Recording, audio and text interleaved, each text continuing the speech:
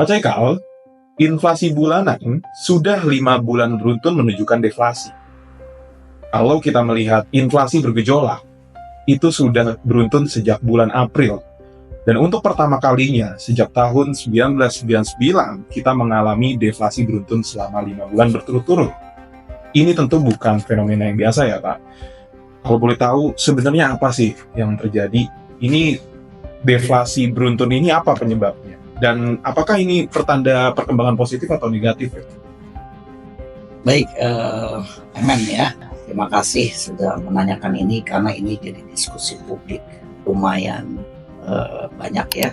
Jadi debat gitu ya, baik di sosial media maupun juga di koran-koran lokal.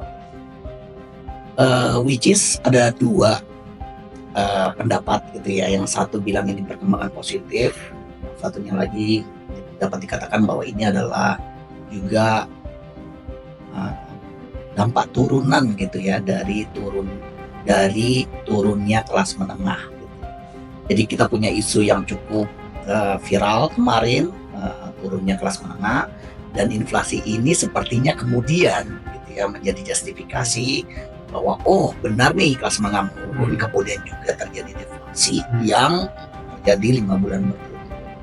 Nah kita LPM kemudian kan menjadi lembaga yang objektif ya, kita mencari tahu apa sih penyebab dari deflasi 5 bulan berturut-turut ya. Nah pertama ya, penyebab dari deflasi umum ya, inflasi umum tuh dibagi 3. Itu pertama inflasi inti, kedua ada inflasi administered price yang diatur, harga-harga yang diatur, yang ketiga adalah inflasi volatile food atau inflasi harga-harga yang bergejolak. Ada 3. Nah kalau kita lihat deflasi umum ini kenapa terjadi deflasi, itu karena memang disebabkan oleh deflasinya harga barang-barang bergejolak seperti bawang, cabai, ikan, telur, daging dan sebagainya. Nah ini perlu dicermati karena kalau memang terjadi daya beli menurun, sebenarnya seharusnya yang menurun adalah inflasi inti. Namun ini tidak terlihat, inflasi inti tetap cukup meningkat ya, sekitar 1,8 sampai 2% ya. Jadi inflasi inti tetap mengalami inflasi ya, yang berarti memang sebenarnya juga tidak terlihat ya penurunan daya beli kalau dari sana. Meskipun beberapa pengamat mengatakan bahwa inflasi inti kemungkinan juga terlalu bias karena di dalamnya juga ada harga emas. Dia bilang kayak gitu. Jadi harga emas inilah yang mempertahankan gitu ya inflasi inti menyebabkan tidak turun. But anyway, ini sekarang inflasi umumnya deflasi, yang which is disebabkan oleh deflasinya harga-harga yang bergejolak. Nah, harga-harga yang bergejolak ini apa? Apa yang menjadi penyebab dari harga-harga bergejolak? Ini adalah bisa dilihat dari musiman dari sisi supply dan juga musiman dari sisi demand. Jadi bergejolak ini karena apa? Karena memang musiman. Ya kan, kita panen cabai kapan, kita panen telur ayam kapan, kita bawang dan sebagainya, itu sangat tergantung dari musiman. Termasuk juga dari sisi demand. Kalau lagi puasa, lagi lebaran, musimnya meningkat gitu ya konsumsinya. Dari liburan juga meningkat.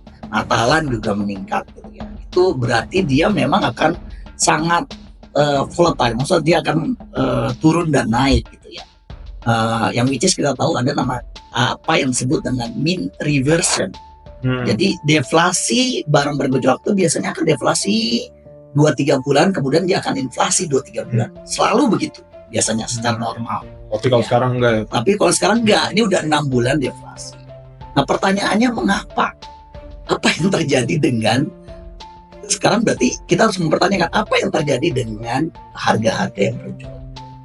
Nah kalau kita lihat apakah memang terjadi perbaikan supply management dari supply management dari produk-produk ini, produk-produk barang bergejolak. Misalnya ya, apakah memang terjadi misalnya perbaikan logistik di Pulau Jawa, ya kan, yang menyebabkan biaya logistik menurun. Apakah memang terjadi biaya produksi yang menurun? Misalnya kita tahu global harga pupuk sekarang menurun, itu udah sejak 2023. Bahkan harga pupuk dunia tuh sudah mencapai nilai terendahnya. Saya lupa dalam beberapa tahun terakhir. Jadi boleh dikatakan mungkinkah harga logistik yang menurun, mungkinkah memang harga biaya produksi yang menurun gitu ya, yang menyebabkan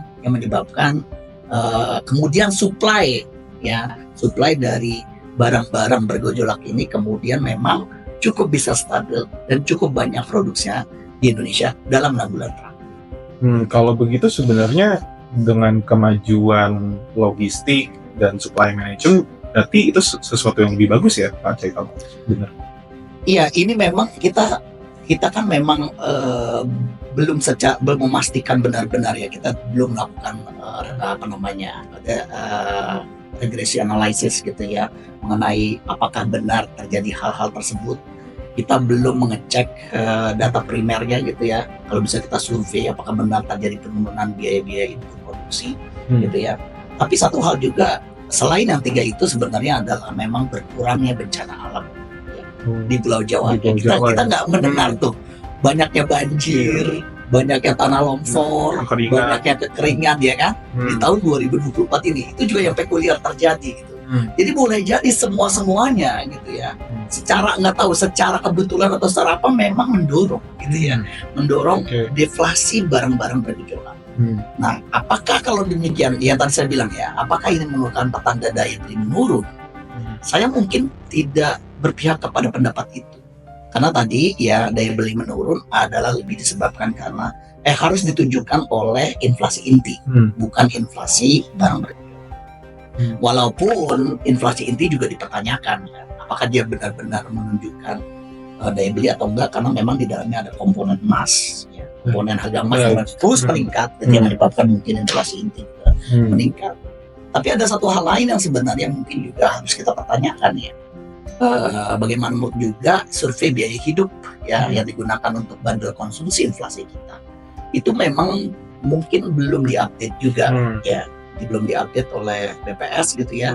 Sedemikian sehingga biaya hidup yang masuk dalam bandel konsumsi inflasi ini bagaimanapun tidak mencerminkan ya bandel konsumsi masyarakat Indonesia sekarang.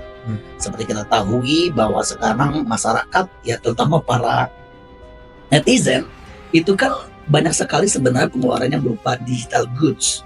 Ya mereka subscribe entah subscribe Netflix ya kan, mereka juga subscribe Dropbox ya kan, mereka juga mungkin ada yang juga subscribe cloud, beli token game dan sebagainya. Yang saya pikir saya rasa ya itu belum dimasukkan ke dalam SBH survei biaya hidup atau bandel konsumsi dari yang digunakan oleh jadi menurut Pak Caikal bisa aja survei biaya hidup yang kita pakai sekarang itu belum relevan sehingga itu tidak benar-benar memperhitungkan inflasi secara aktual gitu ya Kak?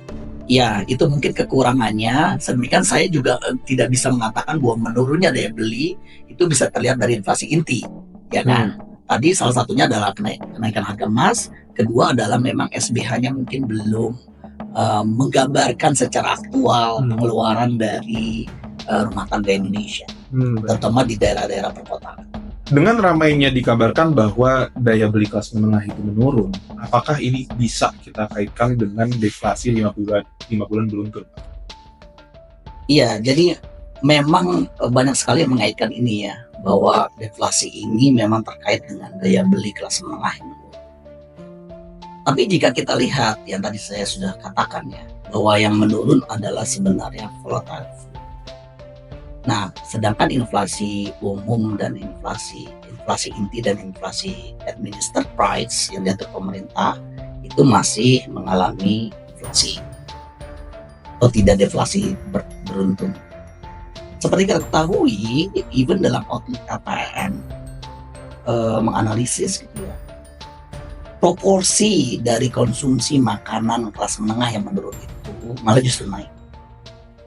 Jadi memang ketika income menurun, kalau ya kita tahu ya hukum teori ekonomi kan kalau income-nya rendah, proporsi konsumsi makanannya pasti tinggi. Gitu ya. Nah ini seharusnya ya, daya beli kelas menengah menurun ini tidak serta merta menurunkan konsumsi food mereka, makanan mereka. Gitu. Karena makanan bagaimanapun tetap dibutuhkan, basic needs gitu ya. Yang justru mungkin malah intinya mungkin tidak konsumsi entertainment, konsumsi laser, mungkin mereka pada akhirnya membuat saving tabungan atau justru mengalihkan konsumsi tersebut kepada makanan. Jadi kalau kita lihat seharusnya ya inflasi food ini atau deflasi food ini tidak terjadi atau tidak sangat terjadi, menyebabkan dampaknya sangat tidak, menurut saya tidak begitu besar dampaknya kepada deflasi dari volatile food. Karena daya beli kelas menengah itu tidak tercermin dari menurunnya konsumsi food kalau kita lihat. Jadi konsumsi food yang tadi itu tetap dikonsumsi oleh kelas menengah.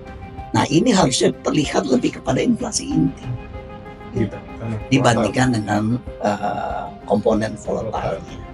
Mungkin itu sehingga kita bisa menarik secara objektif ya daya beli kelas menengah yang menurun memang seharusnya terlihat dari rather than ya daripada dari deflasi, mungkin deflasi volatile foods akan lebih terlihat di inflasi intinya.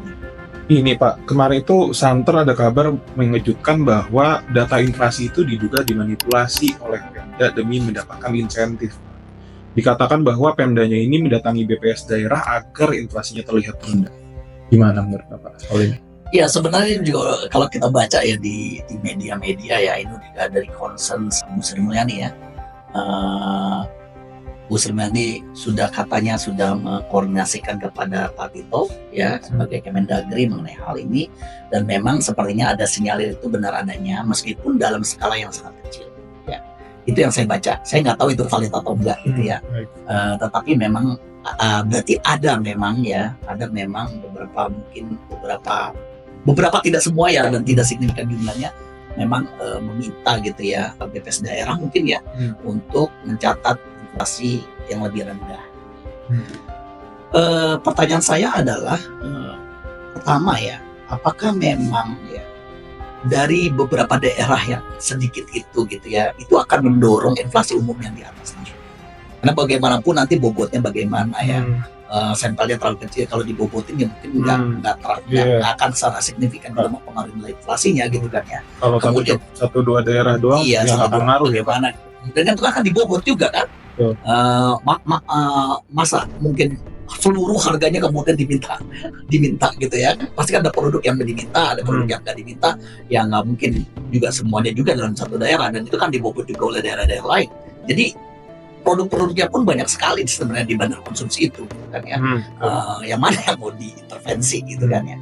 Jadi saya meyakini bahwa memang deflasi yang terjadi itu sebenarnya walaupun ada, itu sebenarnya memang mungkin menggambarkan hal yang aktual gitu. Memang terjadi penurunan harga-harga untuk tadi volatile food. Menurut saya sih ya, walaupun mungkin ya kalaupun ada intervensi kan mungkin ya deflasi juga, tapi kan nggak terlalu berdeflasi mungkin. Tapi tetap saja pattern deflasinya akan tetap walaupun tidak atau adanya intervensi dari pemerintah daerah.